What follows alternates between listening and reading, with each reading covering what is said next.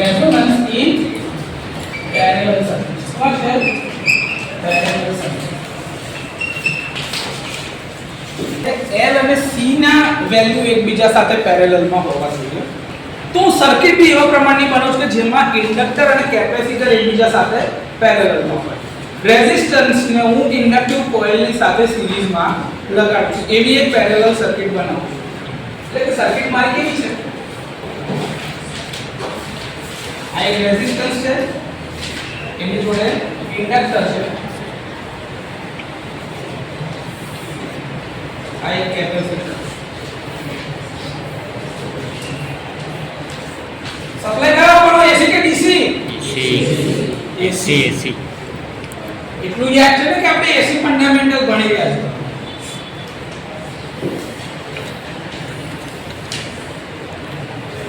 આ AC supply આપે છે. થઈ ગયું? Supply voltage V, resistance R, inductor L, capacitor C. આનો ટોટલ કરંટ I. આમાંથી જતો કરંટ ઇન્ડક્ટરની વેલ્યુ વધારે છે રેઝિસ્ટર કરતા, તો પ્રીડોમિનન્ટ કમ્પોનન્ટ IL જ હશે, એટલે હું IL કહું છું. બરોબર છે? અને આમાં જતો કરંટ કયો છે? IC. ક્લિયર છે આટલું? આટલું તો ખબર છે ને દરેકને? ઓકે, ચલો. આનો કેપેસિટિવ રિએક્ટન્સ કેટલો થાય? XC બરાબર 1/2πfC. ખબર છે કે નહીં આવું? અને આમાં ઇન્ડક્ટિવ રિએક્ટન્સ XL કેટલો થાય? 2πfL. આટલું ખબર છે કે નહીં ખબર દરેકને? બસ આટલું જ ઇમ્પોર્ટન્ટ છે આની અંદર. Okay sir. અહીંથી મને હવે સર્કિટ જોતા એવું લાગે છે કે સર મારું આ ઇન્ડક્ટર અને આ કેપેસિટર એકબીજા સાથે પેરેલલમાં છે. Yes or no? આ એક રેઝિસ્ટર છે જેની વેલ્યુ ઇન્ડક્ટરની સાપેક્ષે અથવા તો એનું ઇન્ડક્ટિવ રિએક્ટન્સની સાપેક્ષે R ની વેલ્યુ ઓછી છે. આ કેપેસિટર સર્કિટ જે છે એ આની જોડે પેરેલલમાં છે. તો આમાંથી કરંટ કયો જતો હશે? IL. આમાંથી current IC. Yes or no? Phasor diagram જ્યારે આપણે દોરીએ છીએ તો તમને ખબર છે કે આપણે પેરેલલ સર્કિટમાં વોલ્ટેજ એઝ અ રેફરન્સ લઈ રહ્યા છીએ. વોલ્ટેજ એઝ અ રેફરન્સ છે. પેરેલલ સર્કિટમાં આપણે જ્યારે ફેઝર ડાયાગ્રામ ડ્રો કરીશું તો આપણો રેફરન્સ કોણ હશે? વોલ્ટેજ. આપણો વેક્ટરનો ડિફરન્સ જે આવશે બધાની શરૂઆત કરવા માટે જે તમે રેફરન્સ લેશો એ રેફરન્સ કોનો છે? વોલ્ટેજ. તો મારો ઇન્ડક્ટર જે છે એના કરંટના બે કમ્પોનન્ટ પડશે. L ના જેમ કે એક સાથે રેઝિસ્ટન્સ બી સિરીઝમાં છે. ધારો કે રેઝિસ્ટરનો કરંટ તમે લખતા હોય તો ભાઈ એ IR છે. IR. બરોબર? પણ એ ઇન્ડક્ટરની સાથે સિરીઝમાં જ હશે. તો હવે મારા ઇન્ડક્ટરના બે કમ્પોનન્ટ પડશે. એક જશે એ વોલ્ટેજની સાથે સીધી લાઈનમાં IR ની જોડે. યસ ઓર નો? એટલે તમે શું કહેશો કે સર R અને L સર્કિટ છે. જો એકલું ઇન્ડક્ટર હોય તો કરંટ 90 ડિગ્રી પાછળ જાય. હા કે ના? અને રેઝિસ્ટન્સ જોડે આવી ગયો તો હવે 90 કરતા ઓછા ડિગ્રી જશે. RL સિરીઝ સર્કિટ યાદ કરો. તો મારો ધારો કે ઇન્ડક્ટરનો કરંટ જે બોલે છે મારો આ છે.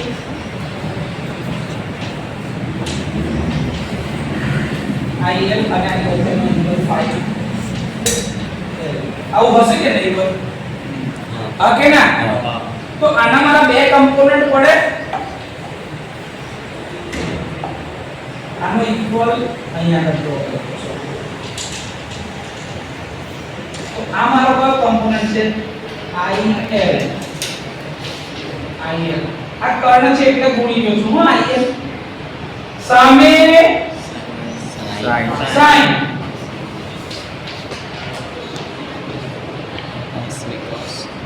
કેવાય કે નહીં? પાસે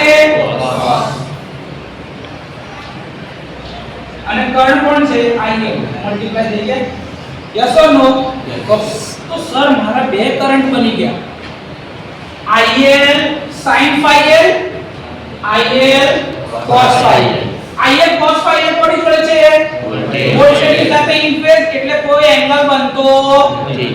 અને 90 ડિગ્રી ના ખૂણા પર કયો કોમ્પોનન્ટ છે? IL sin phi L. Yes or no? Yes. તો આ પહેલી બ્રાન્ચ નો કરંટ મારો થઈ ગયો. હવે કયો કરંટ બાકી રહ્યો?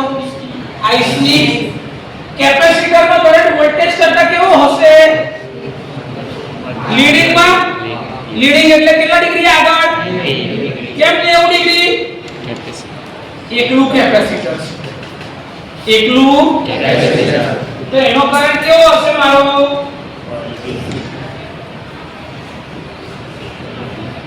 90 ડિગ્રી આગળ IC.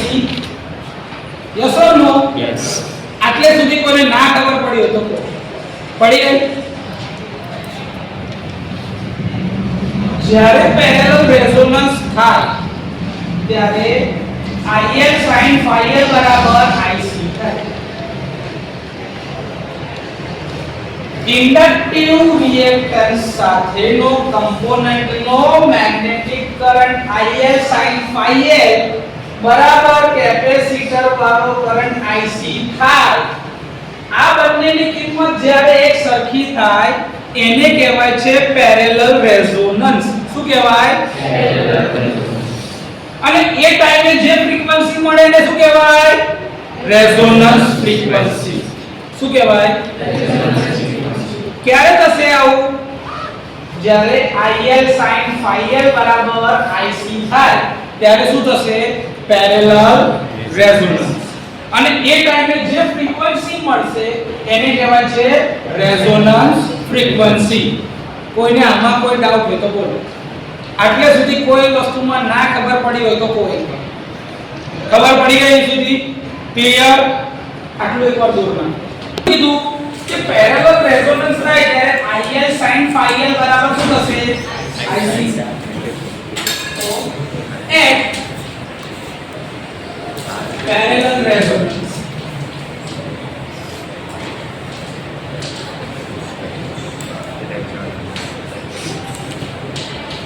IL sin phi L is equals to IC. આવું થાય કે નહીં? આ જો આ બંને કરંટ પેરેલલ માં IL એટલે શું કહેવાશે? V/Z. sin phi L એટલે XL/Z. yes or no? yes. XL/Z અને IC V/XC. હા કે ના? તો લખી દો એ કિંમત V/XC. જો આ સ્ટેપ આવડી ગયું ને તો ડેરિવેશન આવડી ગયું. કશું નહીં હોય હવે જો V કાચા ઉડી ગયા તો શું રહી ગયું? XL upon is equals to 1 upon XC.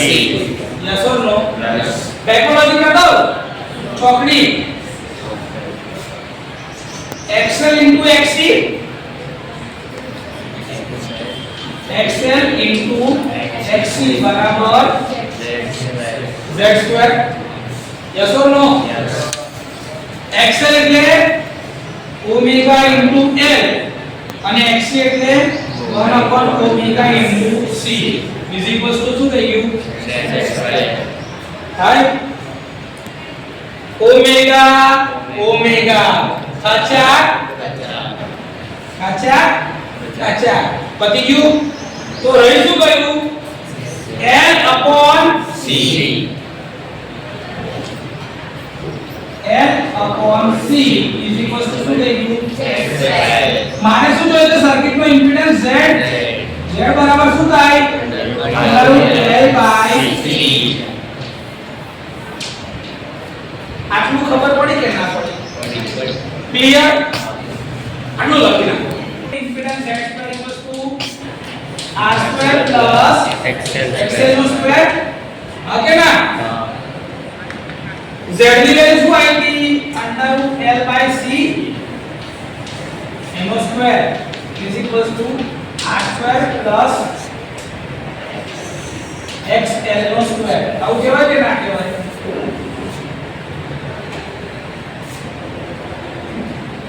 તો આને કહેવાશે l/c is equal to r² plus omega 0 square l square કેમ ઓમેગા 0 હવે રેઝોનન્સ ની વાત કરું છું કોની વાત કરું છું રેઝોનન્સ ની યસ ઓર નો હવે આ r સ્ક્વેર વધારામાં છે આ બાજુ લઈ લો તો શું બનશે omega 0 square l square is equals to l upon c minus r square આવું કહેવાય કે ના કહેવાય આ r square પ્લસ હતો આ બાજુ આ તો માઈનસ થઈ ગયો ઓકે ના સર આ l square ગુણેલો છે તો આ બાજુ જાય તો ભાગાઈ જશે તો હવે આવું લખાશે omega 0 square is equals to 1 upon l square l by c minus r square આવું કહેવાય કે ના કહેવાય બરોબર છે લખીન તો સર એવું ના કહેવાય ઓમેગા 0 નો સ્ક્વેર બરાબર l upon l square c minus r square upon l square આવું કહેવાય કે ના કહેવાય મેં ખાલી હવે l square ની અંદર કોઈ નાખ્યો ચાલે કે ના ચાલે આવું કહેવાય આ l square ની અંદર ભૂલી નાખ્યું ખાલી ના કહેવાય l upon l square c minus r square upon l square કહેવાય ને ઓકે સર એ આ એક l અને આ સ્ક્વેર આ બે ઉડી ગયા તો મારું ઓમેગા 0 સ્ક્વેર બરાબર શું રહેશે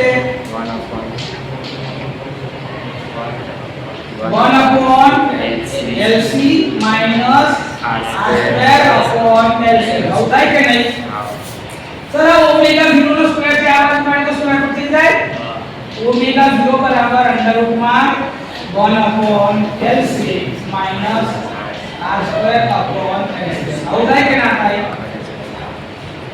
ઓમેગા 0 બરાબર શું થાય 2 pi f0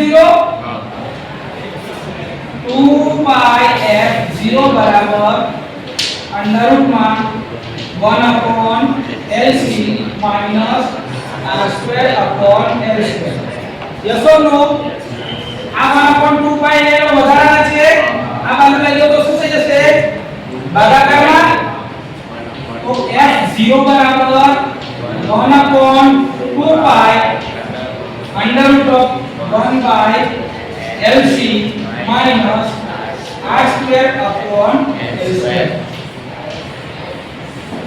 આ f0 જે છે આને કહેવાય છે રેઝોનન્સ ફ્રીક્વન્સી શું કહેવાય છે રેઝોનન્સ ફ્રીક્વન્સી કોની RLC પેરેલલ સર્કિટ કોના માટે છે RLC પેરેલલ સર્કિટ માટેની રેઝોનન્સ ફ્રીક્વન્સીની વેલ્યુ આપેલી છે f0 બરાબર 1 upon 2 pi અંડર રૂટમાં 1 upon lc minus r square by l square થઈ ગયું લખીને રેઝોનન્સ કન્ડિશન વખતે સર વોલ્ટેજ તો ઇમ્પિડન્સ તો ખબર પડી ગઈ આપણને પણ સર કરંટ કેટલો હશે મારો તો જો રેઝોનન્સ વખતે IL sin phi L બરાબર તો IC તો પતી ગયું તો આ બે તો જોવાના નથી તો કરંટ કેટલો રહી ગયો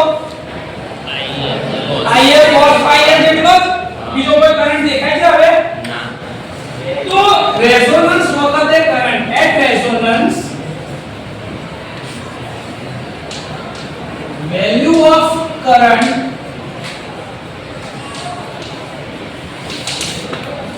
I is equal to શું લખાશે IL cos phi L I બરાબર શું લખાય V upon Z આ તો ખબર છે કે નહીં cos phi R by Z R by Z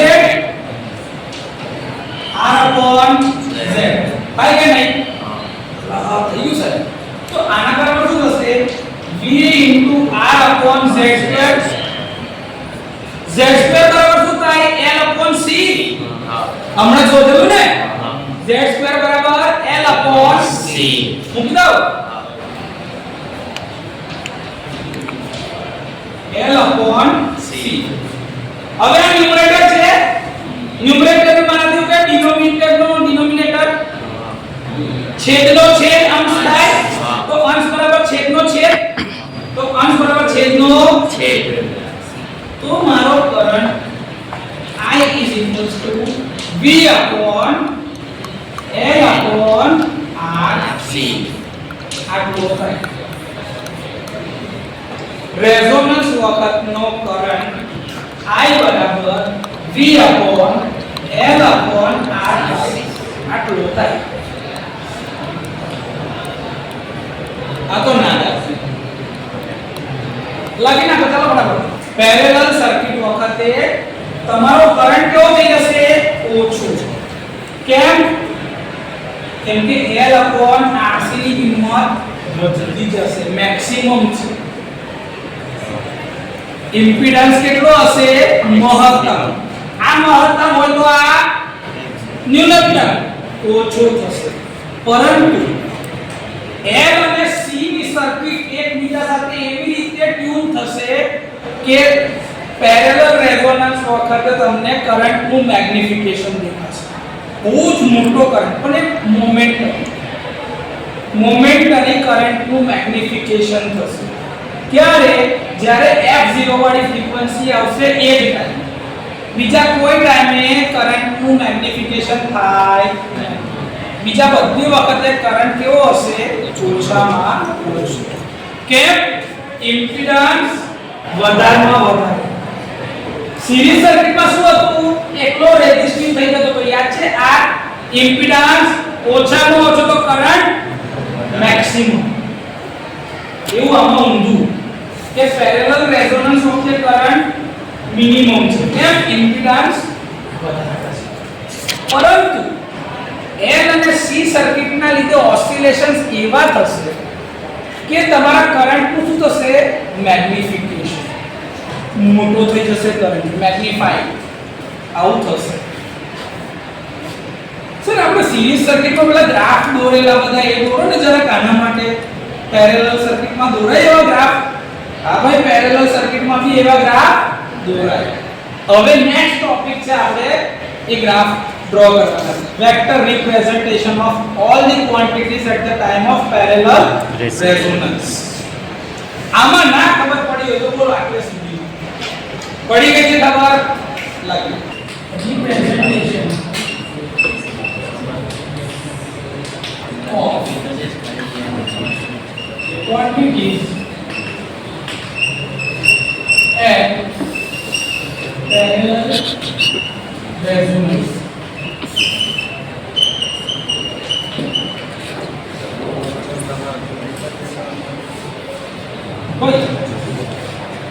તમને હવે પેલા બે ટાઈમ તો ખબર છે ને? Power time.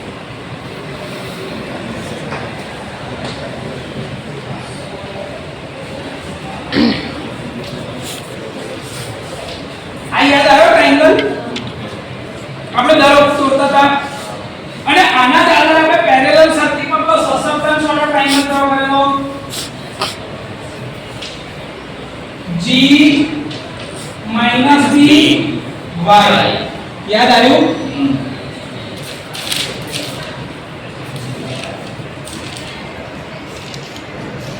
સર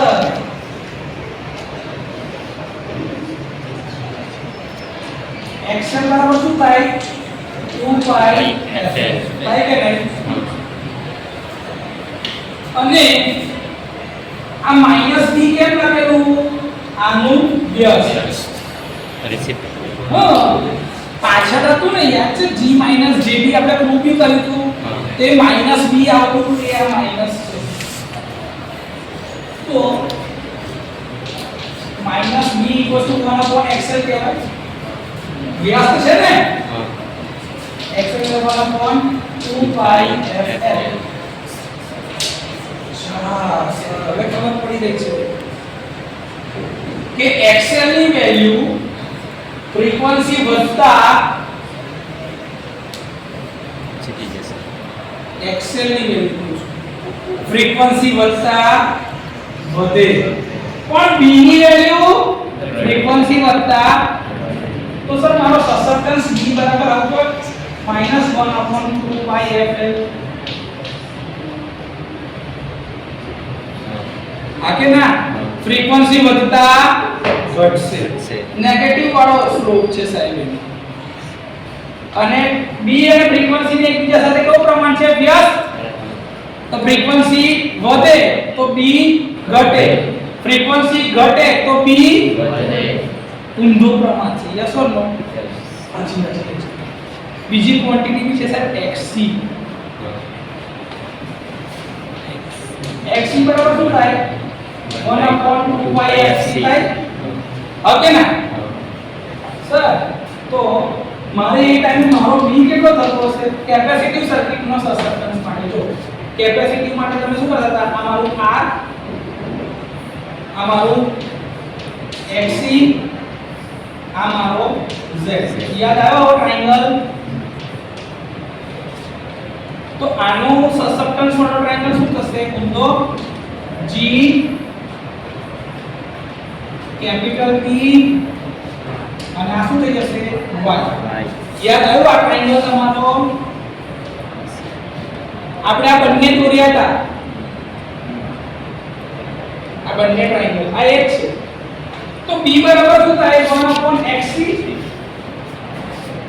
b બરાબર xc નો વ્યાસ આય કે નહીં તો b બરાબર 1/xc એટલે કે 1/1/2πfc છેદનો છેદ થઈ જતો છે અંશમાં તો b બરાબર શું થઈ ગયું 2πfc ઓસર તો ઓમેગા c ની વેલ્યુ એટલે કે કેપેસિટિવ સર્કિટ નો સસેપ્ટન્સ ફ્રીક્વન્સી ની સાથે લિનિયર રિલેશનમાં જો b is directly proportional to f capacitive circuit નો છે કે b directly proportional to f yes or no તો સર એ તો સીધો વધ્યા કરશે sir g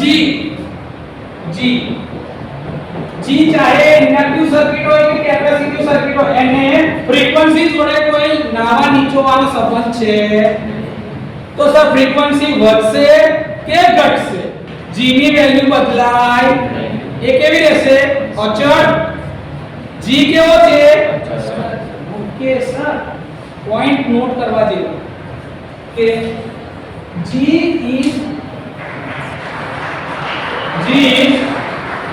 constant g is constant irrespective of frequency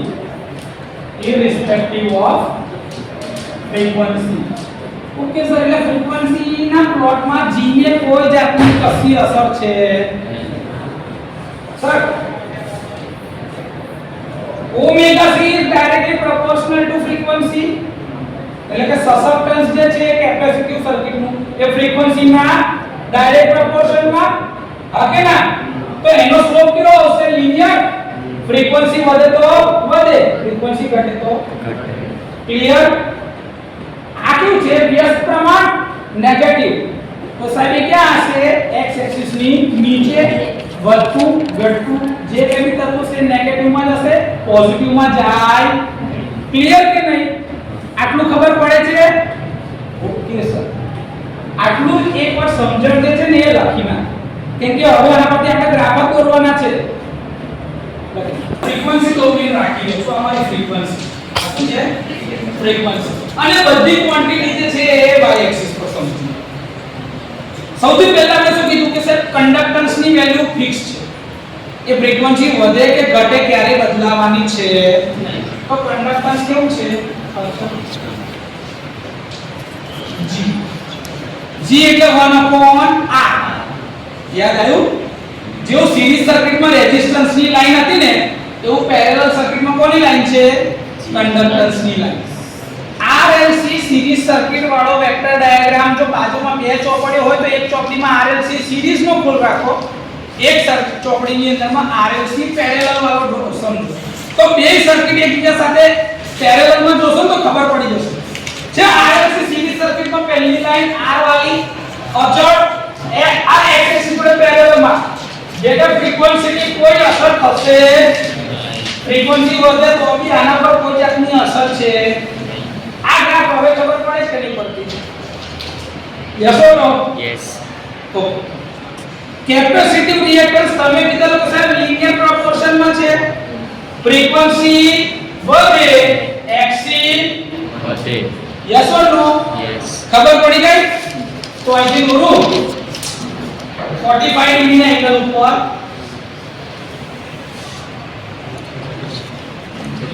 Frequency. એક્સી 45 degree ના એંગલ ઉપર અલા હા ઉગમ બિંદુ છે સોરી જી ઉપર કે લે ઉગમ બિંદુ છે સોરી આ તમારી કઈ છે લાઈન રાઈટ ઉગમ બિંદુ થી એટલે અહીંથી 45 ડિગ્રી Frequency થી. 45 ડિગ્રી ના એંગલ ઉપર એક લાઈન લઈ જવાની છે આ એંગલ કેટલો છે 45 ડિગ્રી તમે y mx c લિનિયર માટેનું ઇક્વેશન આપણે ડિરાઈવ કરતા હતા યાદ છે આવું y mx c મેથેમેટિક્સ ની અંદરમાં રેખાનું સમીકરણ આવતું હતું equation of a straight line એ આ ડિગ્રીનો એંગલ હંમેશા 45 ડિગ્રીનો બને અને આ તમારું કયું છે capacitive reactance omega c 1 omega c બી કહી શકો કાં તો xc બી કહી શકો 1 ઓમેગા c બી કહો અથવા તો xc બી કહો તમારે જે કહેવું હોય કહેવાશે આ લાઈન એક છે કેટલા ડિગ્રીના ખૂણા પર 45. આમાં કોઈ ડાઉટ ના. નહીં ને તમારું ઇન્ડક્ટિવ રિએક્ટન્સ છે ફ્રીક્વન્સી વધતા બદલાતું રહે આવું છે કે એનો સ્લોપ કેવો છે -1/0L ઘટતો જશે નેગેટિવ એટલે ફ્રીક્વન્સી બદલાશે એમ આની વેલ્યુ બદલાશે યસ ઓર નો આમાં ખબર પડે છે કે નહીં પડી આપણે શું કીધું કે સર એક એવી ફ્રીક્વન્સી આવશે જ્યારે IL sin phi L બરાબર શું થશે IC આવું થશે એ ફ્રીક્વન્સી જ્યારે ઘટે જો અહીંયા કસી જો અહીંથી આટલું ડિસ્ટન્સ બરાબર આટલું ડિસ્ટન્સ સમજીએ અમને પૂછું સમજીએ કે બંને ઇક્વલ ડિસ્ટન્સ ઉપર છે તો એ જે કટ લાગશે ને આને શું કહીશું આપણે રેઝોનન્સ ફ્રીક્વન્સી શું કહીશું RC શું કહીશું રેઝોનન્સ ફ્રીક્વન્સી તે ટાઈમે IL sin phi L બરાબર શું હશે IC. એટલે કે સર્કિટનો કરંટ I કેટલો હશે મિનિમમ માં IC cos phi IL cos phi આટલો કરંટ તમારો સર્કિટનો હશે જો આપણે હમણાં ડિરાઈવ કર્યું છે બધું હું એમને નહીં લખતો I IL cos phi તમે ઓલરેડી ડિરાઈવ કરેલું છે ને એ જ છે તો એ સર તમે એવું કહેતા હતા કે સર્કિટનો ઇમ્પિડન્સ કેવો હશે મેક્સિમમ તો કરંટ વધતા વધતા સાહેબ શું થઈ ગયો મિનિમમ આ મારું શું છે કરંટ I વધતા વધતા મિનિમમ ને પછી પાછો રેઝોનન્સ પછીથી વધતો જશે આવો ગ્રાફ હોય તમે આને આગળ ખેંચી શકો છો કે વાંધો નહીં આગળ વધતો જ જશે પેરાબોલિક ગ્રાફ આ કોણ છે કરંટ સર તમે કીધું z કેવો મેક્સિમમ તો એડમિટન્સ y બરાબર 1/z કહેવાય જો z વધે તો y ઘટે તો સર આ ગ્રાફ જે છે ને આ તમારો કયો ગ્રાફ છે એડમિટન્સ નો ગ્રાફ y સર મારો ઇમ્પિડન્સ નો ગ્રાફ મારે ડ્રો કરવો તો આનાથી એક્ઝેક્ટ ઊંધો જો ઇમ્પિડન્સ છે ને મિનિમમ થી ચાલુ થાય મેક્સિમમ કે રેઝોનન્સ વખતે તમારો ઇમ્પિડન્સ z છે ને એ કેવો હશે મેક્સિમમ આ z એડમિટન્સ ની રીતે એક્ઝેક્ટ એના કરતા ઊંધું જાય એવી વસ્તુ મને રેઝોનન્સ ફ્રીક્વન્સી વખતે આ બંને એક સરખા બાકીનો નેચર કોમન વધઘટ થવાની છે આ બંનેમાંથી માઈનસ કે આ લિનિયર ટર્મ છે તો લિનિયર અને આ એક્સ્પોનેન્શિયલ ટર્મ છે તો exponential linear quantity minus exponential quantity graph આવો જ રહેશે f0 વાળો વધશે ઘટશે કેમ જો આ બી વધી રહ્યું છે આ બી વધી રહ્યું છે પણ આ પોઝિટિવ છે અને આ નેગેટિવ છે પણ નેગેટિવ માં કિંમત ઘટતી જાય છે તો નાની થતી જાય છે માઈનસ માં ઓછું તો આ બંનેનો ડિફરન્સ શું થતો હશે પોઝિટિવ માં વધતો જાય એટલે તમે જો ફ્રીક્વન્સી કેવું થાય છે વધતી જાય છે સર્કિટ નો નેચર કેવો કેપેસિટી અહીંયા સર્કિટ નો નેચર કેવો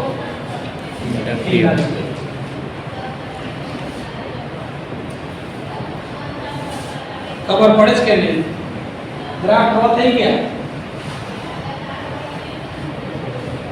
મેં કશું નવું નહીં કર્યું ખાલી આ સૂત્રનો ઉપયોગ કર્યા છે અને ગ્રાફમાં મૂક્યા છે ડ્રો કરો ક્યુ ફેક્ટર એટલે કે ક્વોલિટી ફેક્ટર તમને યાદ છે કે તમે એવું કીધું સર કે રેઝોનન્સ ફ્રીક્વન્સી વખતે સર ઇમ્પિડન્સ એકદમ મેક્સિમમ પણ એક પોઈન્ટ એવું આવશે કે જ્યારે રેઝોનન્સ ફ્રીક્વન્સી મળે છે ત્યારે તમારા કરંટનું શું થશે મેગ્નિફિકેશન થશે કરંટનું શું થશે મેગ્નિફિકેશન એ મેગ્નિફિકેશન ક્યુ થી દર્શાવાય છે અને એમાં કરંટનું મેગ્નિફિકેશન થશે IC upon I કેમ સર IC upon I લખ્યું તમને યાદ છે તમે કીધું કે IC શું છે IL sin phi આ બંને સરખા થશે રેઝોનન્સ ફ્રીક્વન્સી વખતે તો મેં IC લખું કાં તો IL sin phi લખું બંને એક જ છે કોઈ ફેર પડશે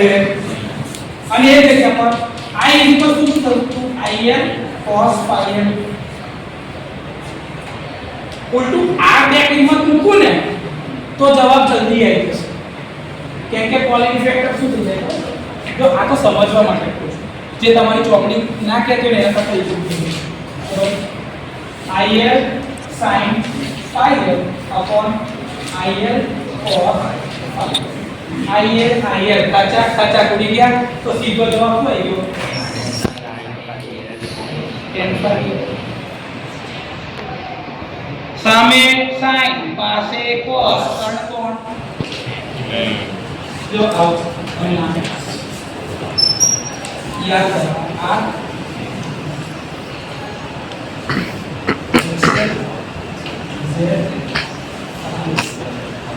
તો phi બરાબર શું થાય tan phi સામેની બાજુ upon પાછળની બાજુ yes or no xl upon xl ની વેલ્યુ શું મુકાય ઓમેગા l બાય તમારો ક્વોલિટી ફેક્ટર ની વેલ્યુ છે તો આ જશે ઓમેગા l બાય આ એકદમ સહેલી મેથડ ક્વોલિટી ફેક્ટર શોધવાની પણ તમારી ચોપડી છે ને આ ઇક્વેશન મૂકી છે IC upon I મને થી વાંધો નહીં પણ આ સહેલી મેથડ છે કે જો આ બંને એક હરકત છે તો આ બરાબર આવી કહેવાય આ બરાબર આવી જવાબ તો આ જ આવે એને આ લાવવું પડશે કેમ કે થશે બી આ ક્લિયર આ લખી નાખો એટલે પછી આ રીતે IC ની વેલ્યુ V upon XC અને I બરાબર શું લખેલું હતું V upon L upon CR આવું યાદ છે impedance V by Z okay ના એ વાત ભાઈ V upon Z આવું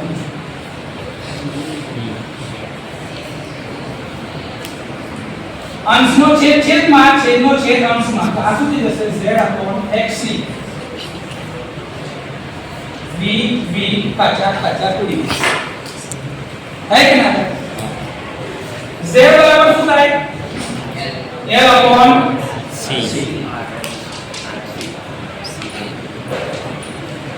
divided by XC बराबर omega C 1 by omega C થાય આવું અંશનો છેદ છેદનો છેદ L into omega C upon C કાચા પડી ગયા omega into L XL upon AU આ રીતે કરો ને તો બી આવી જાય V equals to omega L upon R એટલે કે XL upon આ તમારું શું મળશે ક્વોલિટી ફેક્ટર એટલે કે કરંટ નું મેગ્નિફિકેશન કેટલા ગણું થશે તો કે આટલા ગણું થાય F01 સર રેઝોનન્સ વખતે તમે તો એવું કહેતા હતા કે આ રેઝોનન્સ ની ફ્રીક્વન્સી ઓમેગા 0 થઈ જાય મારી હા બોલે હા તો એ ટાઈમ ક્વોલિટી ફેક્ટર Q બરાબર ઓમેગા 0 ઇન્ટુ L અપોન આવું થાય યસ ઓર નો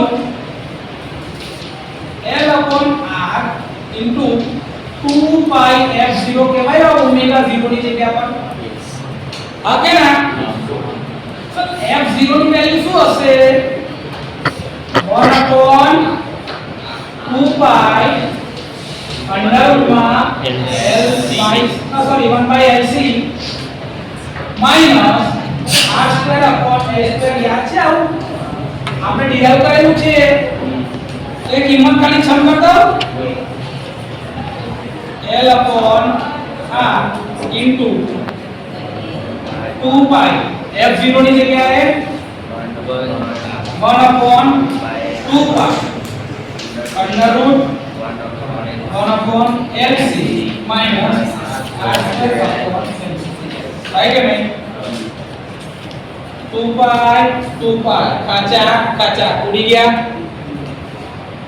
ઓકે ના આ r જે છે એની વેલ્યુ બહુ જ ઓછી છે કોની સાપેક્ષે l તો આ બંનેનો રેશિયો સ્ક્વેર માં જે હશે એ બહુ જ ઓછો હશે તો એને નગણ્ય કહેવાય તો એને અવોઇડ કરી દેવાય ચાલો r ની વેલ્યુ કાઢી તો l upon r in the bracket 1 upon under root LC આવું કહેવાય કે ના કહેવાય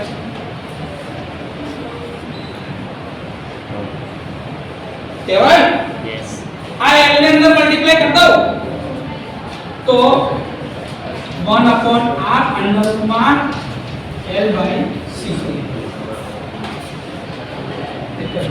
ડન છે તો સર્કિટ નો Q factor is equal to 1 upon r under root l by આ ઇક્વેશન થઈ ગયું ડિરાઈવ આવડે કે ના આવડે લગીને RLC પેરેલલ રેઝોનન્સ નો ઉપયોગ કઈ થાય તો કે એનો સૌથી વધારે ઉપયોગ છે ને તમે રેડિયોમાં થાય તમને યાદ છે તમે પેલું સ્ટેશન ટ્યુન કરો છો ધારો કે રેડિયો મિર્ચી હોય તો 93.5 સોરી 98.3 રેડિયો સિટી હોય તો 91.1 બિગ એફએમ હોય તો 92.7 ભરૂચમાં આપણે 105.5 આવી ફ્રીક્વન્સી તમે જે ટ્યુન કરો છો ને ખબર તમે ટ્યુનર લઈને દબાવો છો બટન કાં તો તમે પેલું ગોળ ગોળ પહેલા ફેરવવાનું આવતું શું એ જે ટ્યુનિંગ કરો છો ને એમાં એવું છે કે ઇન્ડક્ટિવ સર્કિટની સાથે પેરેલલમાં એક વેરિયેબલ કેપેસિટર એ કેપેસિટરને તમે ગોળ ગોળ ફેરવો એટલે એક ફ્રીક્વન્સી આવે જેમાં પેલું રેડિયોનું સ્ટેશન ટ્યુન થઈ જાય અને તમને ગીતો સંભળાય કાં તો એના પર જે બી વાતો થતી હોય તમને સંભળાય આવા જે ટ્યુનિંગ માટે વપરાય છે એ સર્કિટ આ છે પેરેલલ રેઝોનન્સ સર્કિટ તો પેરેલલ રેઝોનન્સ નો ઉપયોગ સૌથી વધારે એમાં થાય છે ટ્યુનિંગ કરવા માટે સર્કિટને શેમાં કરવા માટે ટ્યુન કરવા માટે જેથી કરીને એક ફ્રીક્વન્સી ને બીજા ફ્રીક્વન્સી જોડેનું મેચિંગ થાય અને તમને એ કાને સંભળાય આપણે જે બી વાત કરીએ છીએ ઓડિયો ફ્રીક્વન્સીની વાત કરીએ છીએ કે આપણે ઓડિયો ફ્રીક્વન્સી સાંભળી શકીએ છીએ અને બોલીએ છીએ આ જે કમ્યુનિકેશન થાય છે એ બધું જ ફ્રીક્વન્સી છે એના ટ્યુનિંગ માટે L અને C જરૂરી છે તો હું ફિક્સ છું ઇન્ડક્ટર તમારા કાન જે છે ને એ મારા શબ્દો સાથે ટ્યુન થાય છે અને એ કોણ કરે છે મગજ એ પેરેલલ ટ્યુનિંગ થાય છે એટલે મારી વાત તમારા મગજમાં તો તમને થિયરી ખબર પડે છે this is the biggest advantage or application of parallel resonance clear chapter number 3 ની હવે લાસ્ટ થિયરી છે તમે બે સર્કિટ જોઈ છે તો એની comparison of series resonance circuit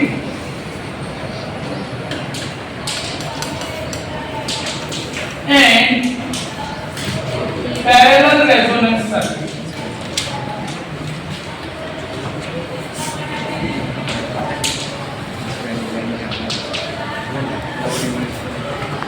પહેલું છે series resonance circuit આ બાજુ અને આ બાજુ શું છે parallel resonance.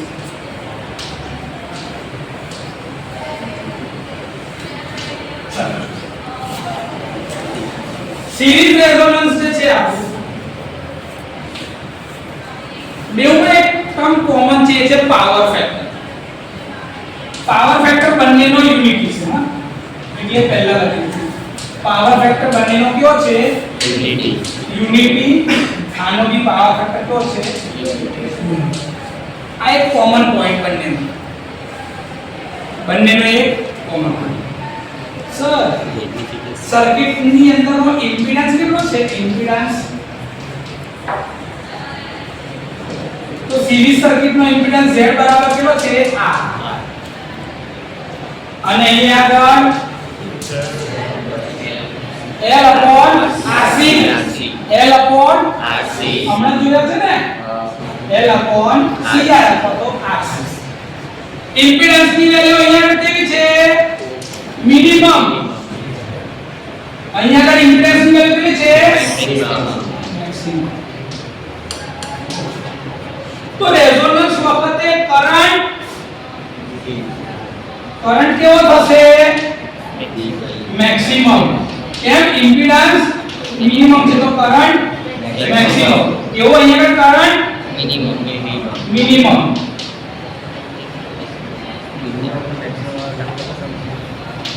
થયું ચલો સર રેઝોનન્ટ ફ્રીક્વન્સી ની વેલ્યુ f0 બરાબર કેટલી છે 1/2 પાઈ √LC. એવું જ અહીંયા આગળ સાહેબ રેઝોનન્ટ ફ્રીક્વન્સી ની વેલ્યુ f0 બરાબર 1/2 પાઈ √1/LC માઈનસ R2/L2. થાય કે ના થાય તો બંનેની રેઝોનન્ટ ફ્રીક્વન્સી ની વેલ્યુ લખાઈ ગઈ. ઓકે સર બીજું એ કે સિરીઝ સર્કિટ ની અંદરનો મેગ્નિફિકેશન કોનું થશે વોલ્ટેજ નું શું થશે મેગ્નિફિકેશન. ખાલી એક પોઈન્ટ ઉપર જ્યારે રેઝોનન્સ થાય એ ફ્રીક્વન્સી પર જ એવો અહીંયા આગળ કોનું મેગ્નિફિકેશન થશે કરંટ નું મેગ્નિફિકેશન.